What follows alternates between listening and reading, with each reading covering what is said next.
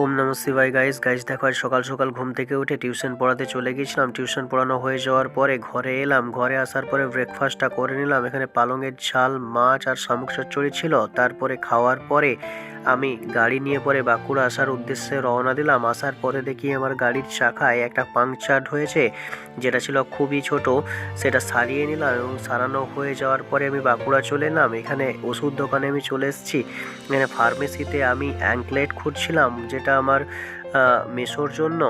দেখো, আঙ্কলেট এখানে কিন্তু পেলাম না, কিন্তু ঠিকানা পেলাম যে কোন জায়গায় পাওয়া যাবে। এখানে একটা দোকানে পেলাম। পাওয়ার পরে দেখো, ইনি বুঝিয়ে দিচ্ছিলেন যে কেমনভাবে সেটা পরতে হবে এবং কেমনভাবে সেটাকে ব্যবহার করতে হবে। এখানে দেখো একটা পায়ে পরার জিনিস রয়েছে, যেটা পরে পরে অ্যাঙ্কলেটটা পরতে হবে, তাহলে সেটা অত সহজে নোংরা হবে না। সেখান থেকে আমি সেই জিনিসটা নিয়ে চলে এলাম এবং আসার পরে দেখো, মেসো এবং মাসির কাছে আমি পরশমণি নার্সিং হোমে চলে এসেছিলাম। তারপরে সেখানে তারা ডাক্তার দেখানোর জন্য অপেক্ষা করছিল।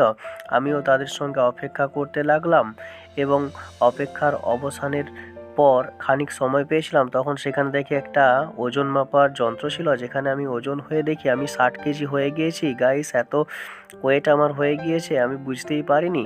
তারপরে দেখো, সেখানে মেসোর ও ডাক্তারি রিপোর্ট হয়ে যাওয়ার পরে মাসি এবং মেসোকে আমি বাই বাই বলে ঘরে চলে আসি।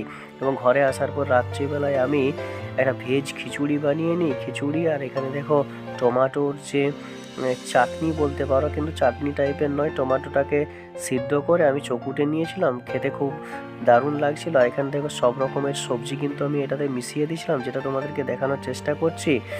বিট, গাজর, ফুলকপি এবং বিভিন্ন রকমের সবজি। তো গাইস, আজকের মতো এই পর্যন্তই। দেখা হচ্ছে কাল। Bye bye guys.